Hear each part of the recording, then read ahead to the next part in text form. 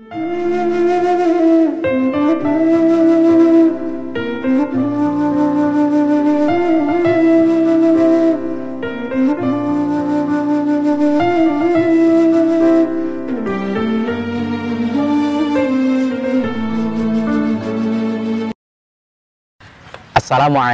warahmatullahi wabarakatuh. Bismillahirrahmanirrahim. Wala hawla wala quwata illa billahil aliyyil azim. Subhanaka la ilma lana illa ma 'allamtana innaka antal alimul hakim. Alhamdulillahi rabbil alamin. Allahumma salli wa sallim wa barik ala sayyidina wa habibina wa qudwatina Muhammadin wa ala alihi wa ashabihi wa man tabi'ahum bi ihsan ila yaumiddin. Amma ba'd. Ayuhal muslimun wal muslimat rahimani wa rahimakumullah, usikum wa iyaya bitaqwallah fis sirri wal alaniyah faqad fazal muttaqun. Kama qala Allah Ta'ala fi kitabihil karim, a'udzubillahi minasyaitonir rajim. Ya ayyuhalladzina amanu taqullaha haqqa tuqatih wa la tamutunna illa wa antum muslimun. Wa alamu annahu ta'ala yaqulu fi kitabihil karim, a'udzubillahi minasyaitonir rajim. Ya ayyuhalladzina amanu kutiba alaikumusiyam kama kutiba alal ladzina min qablikum la'allakum tattaqun. Shadaqallahul azim wa shadaqa rasuluhun nabiyul habibul karim wa nahnu ala dzalika minasyahidin wasyakirina walhamdulillahi rabbil alamin. Ayuhas shaimun was shaimat rahimani wa rahimakumullah. Jika ada yang bertanya, mengapa puasa itu kudu 30 hari atau paling tidak 29 hari? Pertanyaan ini kesannya memang begitu ringan dan aneh. Namun itulah faktanya. Perlu kita ketahui bersama-sama bahwa puasa itu adalah ibadah yang paling tua di kolong langit ini.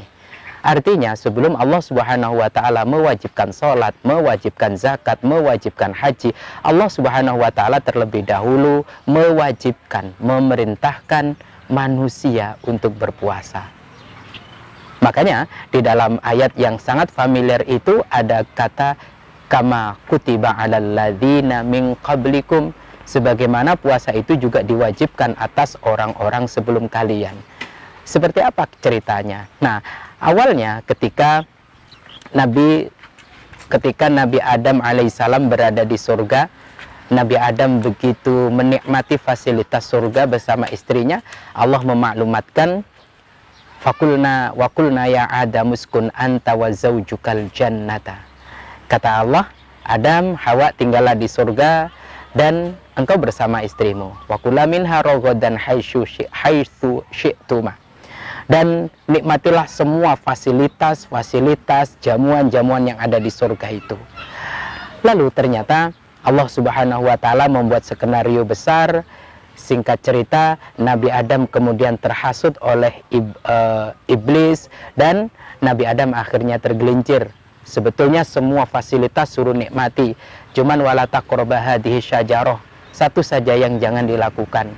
Bayangkan 1000 fasilitas diperintahkan, dibolehkan untuk dinikmati, satu saja yang dilarang. Akan tetapi karena memang kehebatan setan dalam menghasut dan juga memberikan tipu daya kepada manusia, hingga pada akhirnya Nabi Adam pun dalam tanda petik kepleset. Dalam hal ini Nabi Adam adalah korban. Sekali lagi Nabi Adam korban. Nah, maka yang patut disalahkan adalah setannya. Dan pada akhirnya Nabi Adam mendekat dan memetik buah yang dilarang untuk didekati apalagi dimakan itu, lalu dikonsumsi.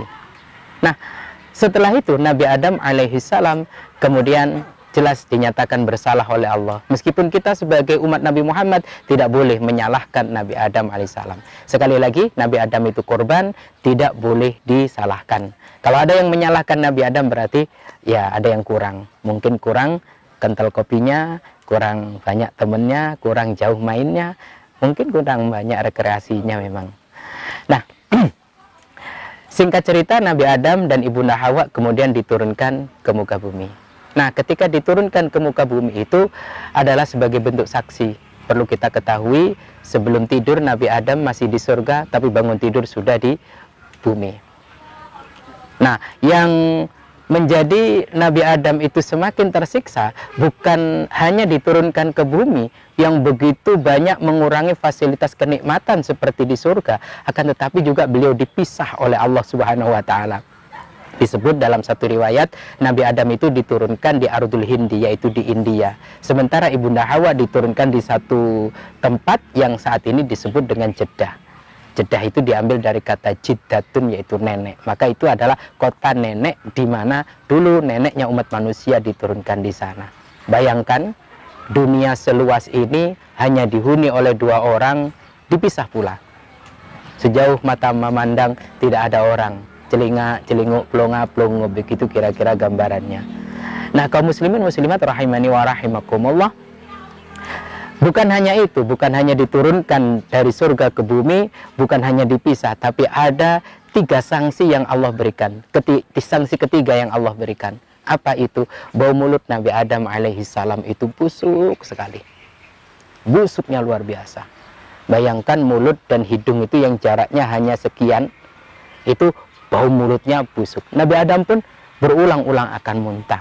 Dan ini menjadi tambahan siksa yang luar biasa. Maka kemudian Nabi Adam alaihissalam bermunajat kepada Allah. Ya Allah, ya Rob, apa ini? Malaikat Jibril turun memberikan informasi. Bau busuk mulutmu itu karena sisa atau bekas makanan yang Allah larang untuk kau makan, tapi engkau makan. Beliau menyadari kalau itu kesalahan. Nah, setelah Nabi Adam alaihissalam mengetahui apa penyebab bau mulutnya itu, maka Nabi Adam memohon kepada Allah, ya Allah, ya Rob, apa hal yang bisa menghilangkan bau mulut saya? Ternyata saya berkumur, semakin tambah busuk, saya banyak mengunyah makanan, bertambah banyak, bertambah kuat busuknya. Malaikat Jibril turun datang lagi untuk memberikan informasi, imsak. Tahan, tidak makan dan minum. Hingga pada akhirnya Nabi Adam melakukan hal itu 1 kali 24 jam. Sahurnya, kemudian bukanya ya waktu itu. Puasanya 1 kali 24 jam. Ternyata oleh Nabi Adam akhirnya dicoba. 5 hari, oh iya, tidak begitu bau. 10 hari, 11 hari, sampai kemudian 30 hari benar-benar bau mulut beliau habis. Bau mulut beliau yang busuk itu habis, berganti wangi kembali. Lalu kemudian Nabi Adam alaihissalam menyadari bahwa berarti dosaku sudah diampuni seiring dengan hilangnya bau mulut yang itu adalah sisa atau bekas dari makanan haram yang aku konsumsi, yang aku makan. Nah, inilah asal muasal kenapa puasa itu kudu 30 hari. Dan sekali lagi 30 harinya tetap, akan tetapi yang tidak tetap itu 1 kali 24 jam. Kita didiskon oleh Allah Subhanahu wa taala hanya 13 jam kurang lebih. Ya, yang 21 jam Allah diskon. Masya Allah. Nah, perlu kita renungkan bersama-sama bahwa Nabi Adam alaihissalam merasakan sensasi itu dan la'allakum tatakun. Akhirnya beliau meraih ketakwaannya. Nah, hikmahnya apa? Hikmahnya, saya yakin, hakul yakin, saya dan kita semuanya pernah mengkonsumsi barang yang mestinya tidak boleh dikonsumsi. Artinya barang haram. Kalau itu kemudian menjadi tumbuh, menjadi daging, menjadi darah, tentu ini memberatkan ibadah kita. Ibadah jadi malas, bergerak beramal pun menjadi terasa berat. Nah, di bulan suci Ramadan ini adalah momentum untuk benar-benar membersihkan potensi darah dan daging yang tumbuh dari makanan yang haram itu. Nah, renungan kita adalah kalau di luar Ramadan banyak makanan-makanan atau minuman yang kita konsumsi itu ternyata tidak halal, pas di bulan Ramadan tidak puasa, lo kapan mau membersihkannya?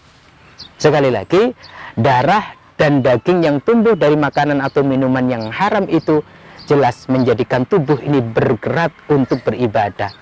Jasad ini akan menjadi ruwepot, males, loro kabeh kata orang Jawa ketika kita akan beribadah. Mari kita cermati, kenapa di bulan Ramadan orang-orang itu banyak laju beribadah? Karena memang terkurangi energi-energi negatifnya. Ya, ibarat orang dia itu yang semula, coba perhatikan, ada kalimat yang sering kita dengar, sumu tasihu, berpuasalah niscaya kamu sehat. Ternyata puasa itu bukan hanya menyehatkan jasmani, tapi juga menyehatkan rohani. Ibadah menjadi banyak, ibadah menjadi lancar. Jasmani pun semakin kuat. Tidak jarang loh orang yang mengalami sakit seperti gula darah, hipertensi, asam urat, mereka justru ringan ketika dipakai puasa.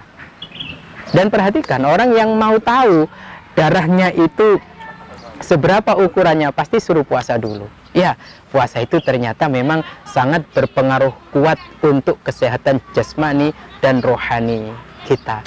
Maka mudah-mudahan puasa kita meringankan dan membersihkan daging atau darah yang keluar, yang tumbuh dari makanan atau minuman yang haram itu. Sebagaimana Nabi Adam alaihi salam, beliau rampung sebulan, tapi sekali lagi, kalau kita hanya 13 jam, Nabi Adam 24 jam puasanya.